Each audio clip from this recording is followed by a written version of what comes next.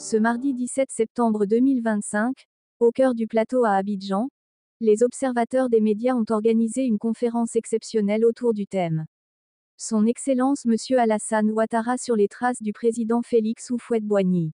Un moment fort, placé sous le sceau de la mémoire, de la continuité et de l'héritage politique, présenté par Mi Abdoulaye Ben Meïté. Entre hommage et réflexion, cette rencontre a réuni acteurs politiques, analystes et citoyens engagés pour revisiter les fondements de la gouvernance ivoirienne et ses perspectives d'avenir.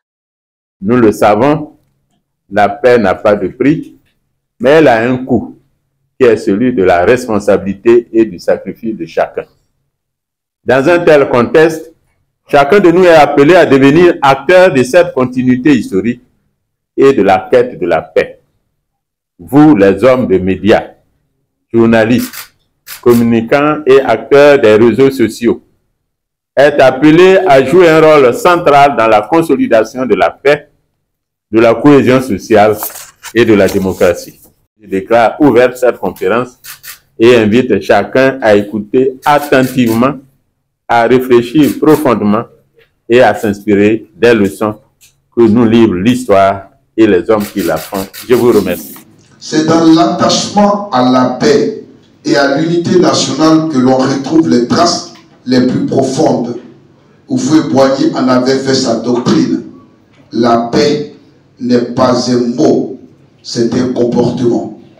Le président Alassane Ouattara, fidèle à cette leçon, a consacré ses efforts à restaurer la stabilité, à renforcer nos institutions et à préserver la concorde nationale.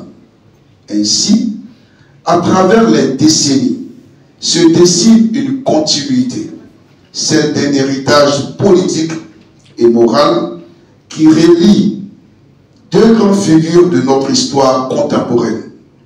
Mesdames et messieurs, parler de Houphouët et de Ouattara dans la même trajectoire, ce n'est pas seulement rappeler une filiation politique, c'est affirmer que la Côte d'Ivoire avance, fidèle à ses racines, mais tournée vers son avenir. Nous sommes donc en période électorale et nous sommes des journalistes, nous sommes des communicateurs, nous sommes des professionnels de la communication.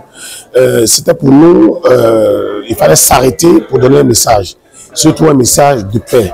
On ne peut pas parler de paix sans parler de Houphouët-Boigny, on ne peut pas parler de paix sans parler de celui qui a hérité de tout ce que Houphouët-Boigny a pu faire. Donc nous, aujourd'hui, nous sommes venus lancer un message fort aux hommes des médias. Nous leur demandons de, en tout cas, travailler sur leur plume, de faire attention à ce qu'ils écrivent et d'être des acteurs de paix et de contribuer fortement à la cohésion sociale. Parce que notre rôle, c'est surtout de maintenir un climat de paix et surtout de ne pas suivre aveuglément les hommes politiques. Donc, c'était pour nous un moment de nous arrêter, de faire notre critique, autocritique, et puis dire, voici comment on s'engage à contribuer à la paix pour que les élections se passent de façon apaisée et sans violence.